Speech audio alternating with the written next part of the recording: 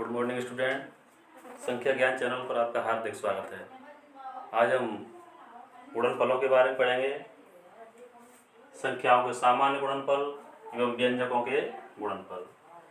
जैसे विद्यार्थियों, कोई विद्यार्थी जब छोटी कक्षा में होता है, कक्षा 2-3 में पढ़ने जाता है, स्कूल जाता है, तो वह गिनती, जोड़, घटाव सीखने के बाद गुणा करना प्रारंभ करता है। तो उसमें छोटी छोटी सी संख्याओं के गुणा उसको कराए जाते हैं। जैसे 4 × 2 करेंगे तो 8, अर्थात 4 गुणा 2 करने पर हमें 8 प्राप्त हुआ, तो ये 8 इनका गुणनफल है। जैसे जैसे वो विद्यार्थी बड़ी कक्षा में जाता है, उसके लिए नॉलेज के आधार पर संख्याएं बड़ी होती जाती हैं। जैसे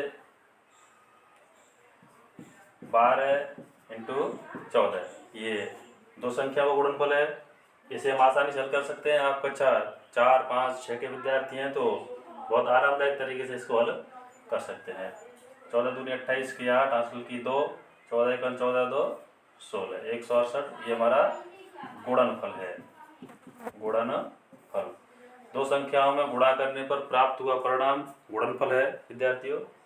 लेकिन जैसे हम उच्च कक्षाओं में जाते हैं, कक्षा 8th, 9th, 10th, तो हमें इन सामान्य संख्याओं के साथ साथ कुछ इस तरह के गुणा देखने के लिए मिलते हैं। 3x × 4y। 3x × 4y में 2 चर राशियां हैं, x है, y है। इसका गुणनफल करने के लिए सामान्य तरीका है 3 × 4 करेंगे, 3 × 4 और x × y करेंगे, x × y। तो 3 × 4 करने पर हमें 12 प्राप्त होगा और x एवं y इस तरह से प्राप्त होगा, 12xy। तो यह है गुणनफल। कक्षा 8, 9, 10 में ये गुणनफल थोड़े और बड़े हो जाते हैं। जैसे 2 पदों के आपस में गुणा होते हैं। 4x + 3, इसका मल्टीप्लाई करना है आपस में 5x - 2 से। तो ये गुणनफल जो है वह इन गुणनफलों की अपेक्षा थोड़ा बड़ा है। हम किस तरह से करते हैं इसे समझिए ध्यान से विद्यार्थियों।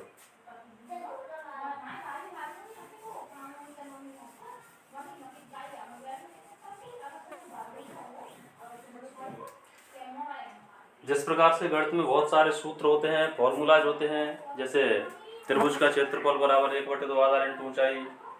चतुर्भुज में कई प्रकार के चतुर्भुज हैं। समलंब चतुर्भुज का क्षेत्रफल बराबर समांतर 1/2 समांतर भुजाओं का योग × बीच की दूरी। आयत का क्षेत्रफल लंबाई × चौड़ाई। वर्ग का क्षेत्रफल भुजा × भुजा। ठीक उसी तरह इस तरह के प्रश्नों के आपस में गुणा करने के लिए भी सर्वसमताएं होती हैं।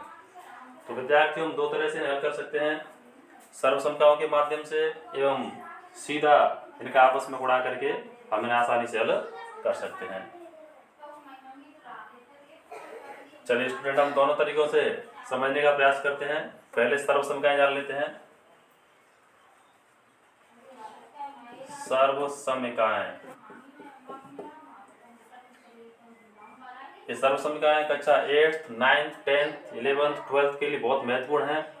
कक्षा 7th तक सर्वसमताओं का प्रयोग इस प्रकार के गुणनफलों को ज्ञात करने में नहीं किया जाता है। तो कक्षा 8, 9, 10th वाले विद्यार्थी ध्यान दें।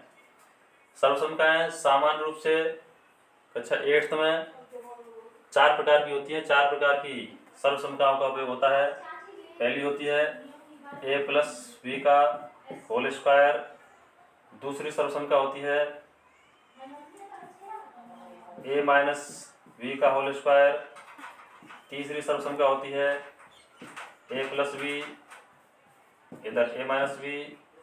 और चौथी सर्वसमता होती है x + a और x + b। इन 4 सर्वसमताओं का प्रयोग करके हम बड़े से बड़े व्यंजकों का आपस में गुणनफल ज्ञात कर सकते हैं एवं सही उत्तर प्राप्त कर सकते हैं स्टूडेंट।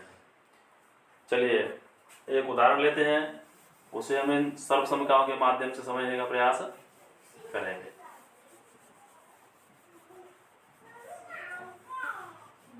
स्टूडेंट, इन चारों सर्वसमताओं के मान लिख लेते हैं। पहले a + b का होल स्क्वायर ज्ञात करने पर हमें प्राप्त होता है a² plus B square plus 2ab, a minus b का होल स्क्वायर करने पर हमें प्राप्त होता है a square plus B square minus 2ab। दोनों ही पहली एवं दूसरी सर्वसमता का आपस में गुणा करने पर जो में मान प्राप्त होते हैं वह दाईं ओर लेके हुए हैं।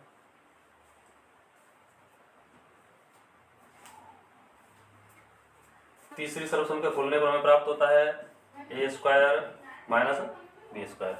यदि ए प्लस बी ए माइनस बी हो तो हम ए स्क्वायर माइनस बी स्क्वायर से आराम से ज्ञात कर सकते हैं। चौथी सर्वसमता का मान है student x plus a into x plus b, x square plus a x plus b x plus ए।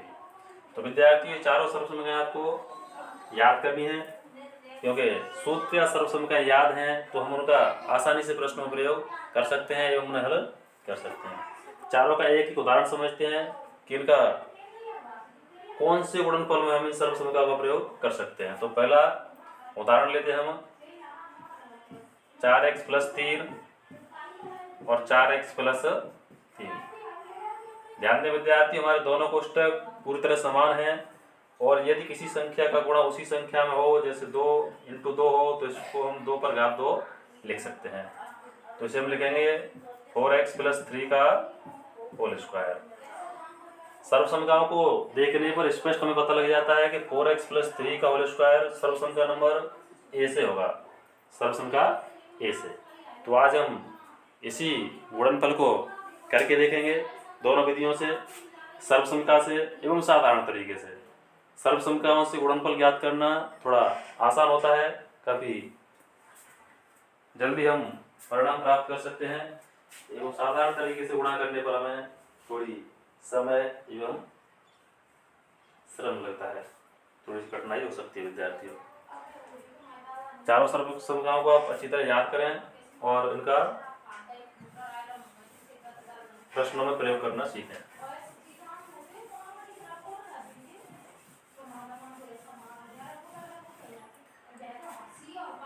चलिए विद्यार्थियों, इसी को लिख लेते हैं। इधर 4x प्लस 3 और 4x प्लस 3 साधारण तरीके से ज्ञात करेंगे, और ये जो है 4x प्लस 3 का होल स्क्वायर, इसको सर्वसमता के माध्यम से ज्ञात करेंगे। ध्यान दें विद्यार्थियों, साधारण तरीके से ज्ञात करने के लिए हम 4x लिखकर ये दूसरा पूरा कोष्टक उतारेंगे, पूरा कोष्टक लिखेंगे 4x प्लस 3।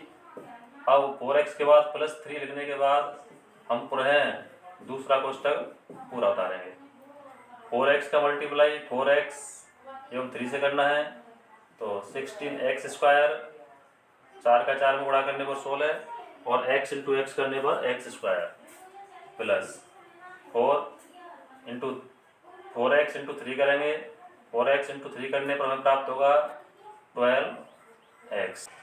इधर दाईं ओर 3 इंटू 4x करेंगे तो 12x, और 3 इंटू 3 करेंगे तो 9। ये हमारा साधारण तरीका है विद्यार्थी, इससे हमें किसी भी द्विपदी व्यंजकों का आपस में गुणा कर सकते हैं। ये द्विपदी व्यंजक कहलाते हैं, इनमें 2 पद हैं। द्विपदी व्यंजक का द्विपदी व्यंजक से गुणा करना। चलिए आगे बढ़ते हैं। 16x स्क्वायर प्लस 12x और 12x 24x। पिछली कक्षा में हम जान चुके हैं कि समान पद ही जोड़े जाते हैं। दो पदों का आपस में योग करने के लिए चर राशियां समान होनी चाहिए स्टूडेंट।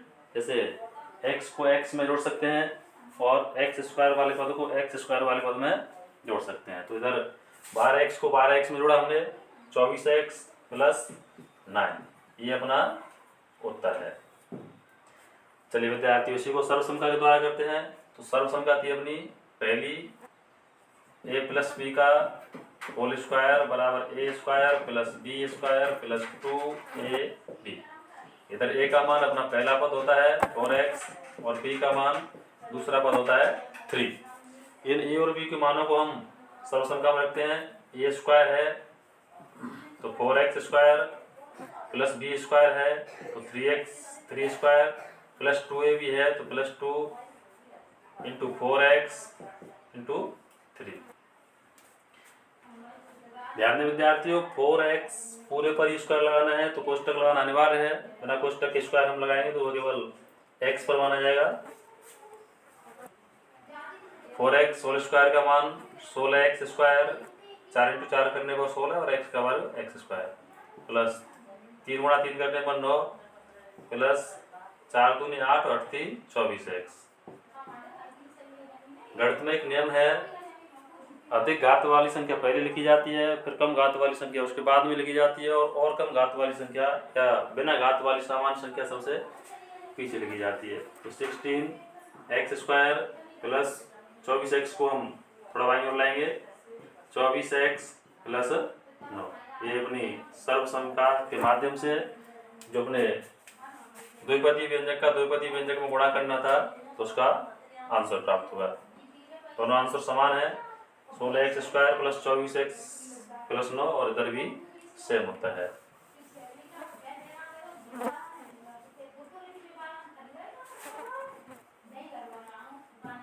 क्लास 8 की जो गुणनखंड एवं व्यंजकों के गुणनफल वाली प्रश्नावलियां हैं उनमें हम इन सर्वसमताओं के माध्यम से और ज़्यादा प्रश्नों को हल करने का प्रयास करेंगे। अभी सर्वसम का 1 का प्रयोग किया है, सर्वसम का सेकंड, थर्ड एवं फोर्थ के प्रयोग से आगे और गुणनफल ज्ञात करेंगे। आप बने रहें संख्या ज्ञान के साथ। यदि आपको वीडियोज देखकर अपने शिक्षण में थोड़ी बहुत सहायता मिलती हो, लाभ मिलता हो तो आप चैनल को सब्सक्राइब करें एवं हमें सपोर्ट करें। धन्यवाद विद्यार्थियों।